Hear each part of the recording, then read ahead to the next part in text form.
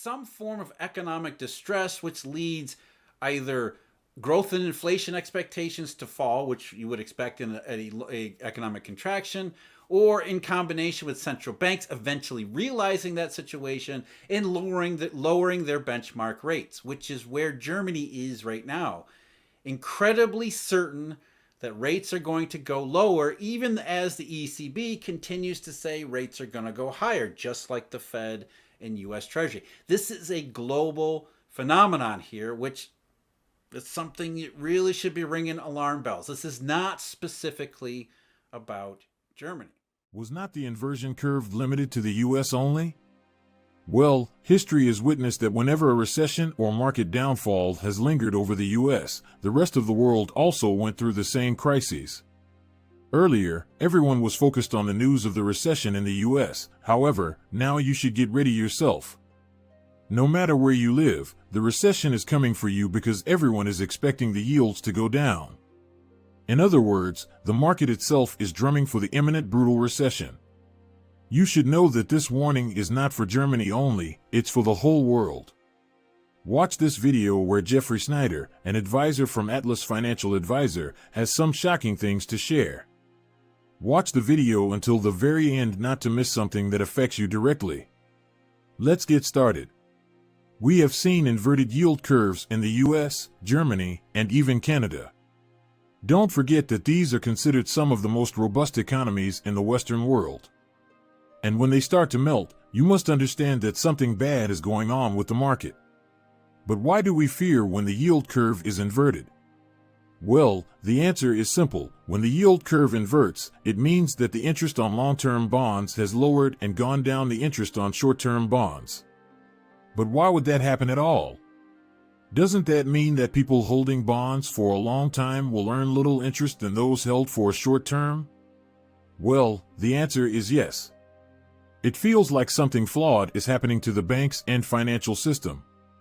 We mean, who will offer more interest for short-term bonds and less interest on long-term bonds? This is where you need to know what Jeffrey Snider is saying.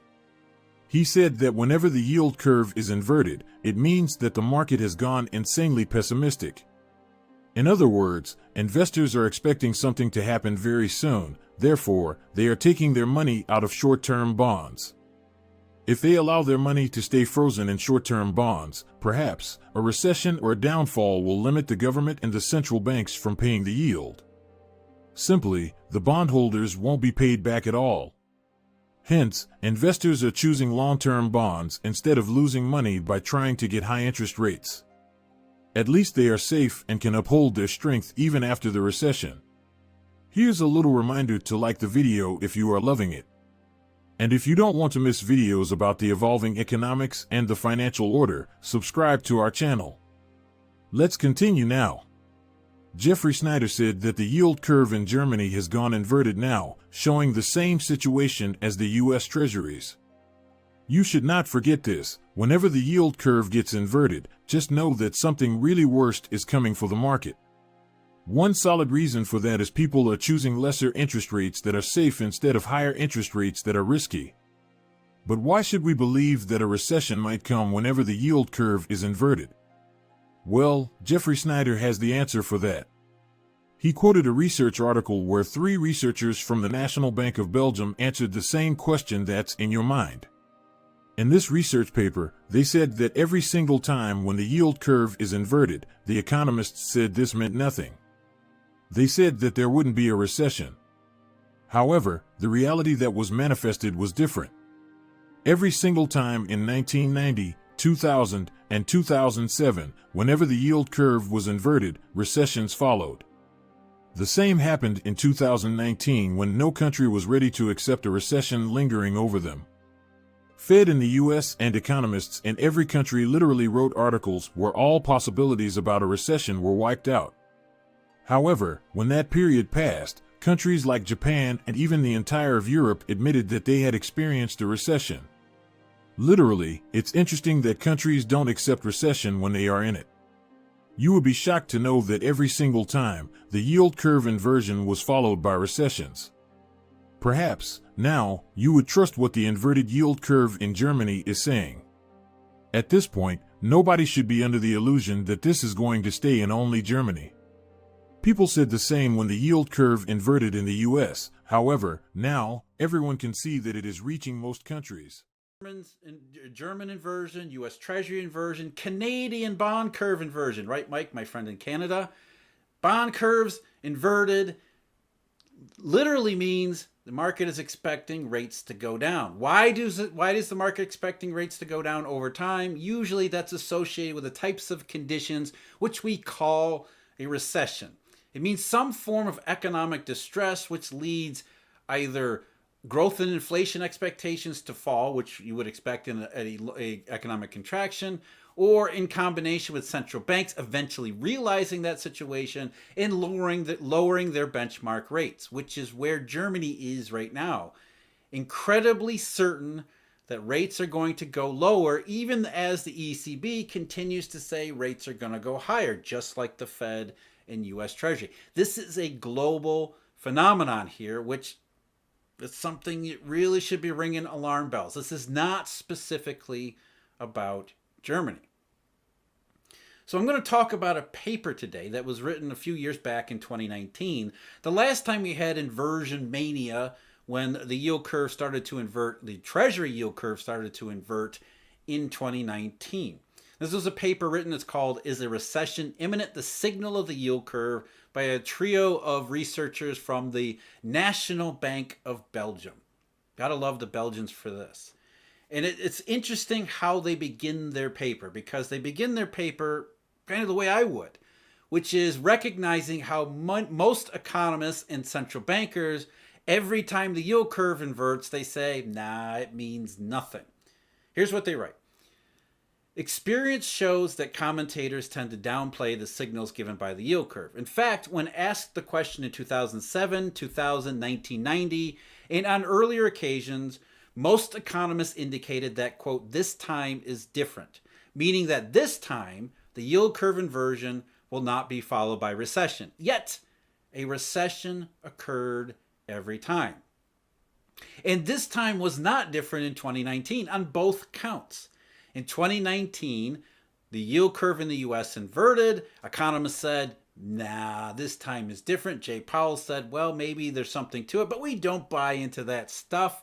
A few policymakers like Neil Kashkari said, I'm a little worried about this, but by and large, if you go back and look at all the media articles that were written, especially those taken from central bank policymakers, what they said was, yep, this time is different.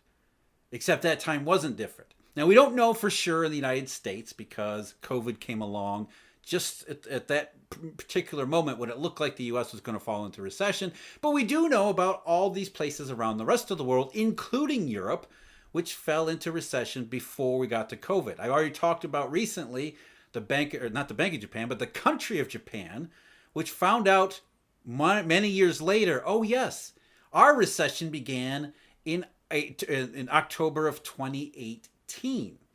So there was recession throughout the global economy in 2019, and the yield curve pegged it. But the German curve hadn't been inverted in 2019, nor had it been inverted leading up to the 2011-2012 recession back then. So what is going on with specifically Germany, or yield curves in particular? Why is the signal so much stronger now? Well, now that this paper didn't go into that, we'll talk about that in a minute. What this paper focused on was how many excuses and rationalizations are offered in order to deny what is really a very clear signal of recession.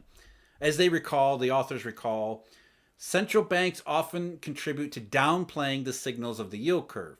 Regarding the forecast made by central banks in the yield curve, we note an interesting analogy. While central banks are sometimes compared to the Delphic oracle, the yield curve can be compared to Cassandra, the princess who was given the gift to see into the future, but was cursed to never be believed. That's exactly where we are over the last year. Remember, last March, the yield curve in the U.S. Treasuries inverted in a very small way back in March, and Jay Powell said, nope, we don't pay attention to that. We pay attention to the near-term forward spread. And what happened? The yield curve spread, the yield curve inversion spread down the curve. Eventually, that near-term forward spread inverted too, back at the same time. All of this stuff was going on in Germany. Where you see the German curve completely change its character is exactly the same moment when the near-term forward spread on the Treasury curve inverted. So the Fed... Well, what should you do now? Should you trust the yield curve or the economists and central banks that have always proven wrong? Whenever someone says that the time is different, however, he does not tell you about the recession, don't trust him. In other words, whenever the yield curve inverts, don't listen to what the Fed, European Central Bank, or the world's famous economists are saying. They say every flawed and irrational thing because they don't want you to create a reaction that would actually turn a recession into a market crash. However, in hiding those facts, they make your cash worthless. You trust what they said and believe that a recession won't come. But it does come, making your dollars and euros useless because their value plummets. However, the case is different with the yield curve. Every time when the yield curve inverted, a recession followed. There is simply no reason to doubt the yield curve inversion. On one side, we have economists who have always been proven wrong, while on the other hand, we have the rational yield curve backed by evidence and a history of being the best recession indicator. Whenever the yield curve in your country goes inverted, understand that a recession is coming. Even if the authorities in your country might blame inflation for the root of the problem, when the recession comes, the central bank will pretend as if it didn't know a recession was coming.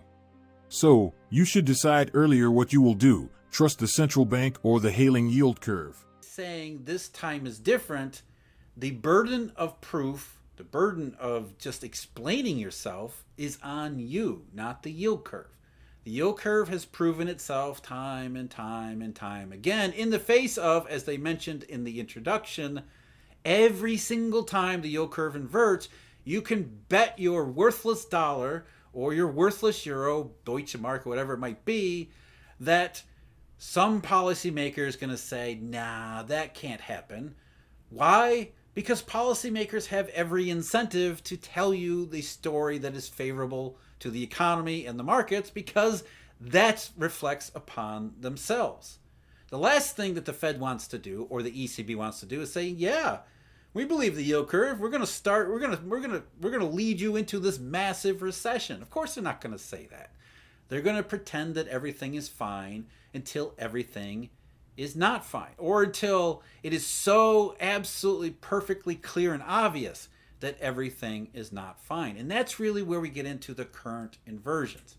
The current inversions are basically saying there is absolutely almost near certainty. There's never near certainty, but as much predictive power as possibly available, the highest probability in an uncertain, dynamic, complex marketplace where this is going to happen. At some point, central bankers who believe inflation is the biggest risk to each economy and want to continue hiking rates, the market is starting to ignore those rate hikes because it believes at some point those central bankers are going to go, oh, inflation was not the biggest risk. In fact, it isn't recession. It isn't inflation, it's recession. And the level of inversion in these curves, particularly the German curve, which is completely surreal, as I said, what that means is the level of confidence in that scenario has gone through the roof, to the point that long-term yields are now less than the current deposit rate floor, let alone the midpoint. Are you preparing yourself for a recession or, in the worst case, a complete breakdown of the markets? During the time when every economist is drumming war drums, you should think about the situation carefully. Comment right below in the comment section, do you think things are already melting? Do you want to watch more videos like this one? If yes, please like and share the video and subscribe to our channel for more videos on the latest economics and financial news. Until the next video, stay tuned.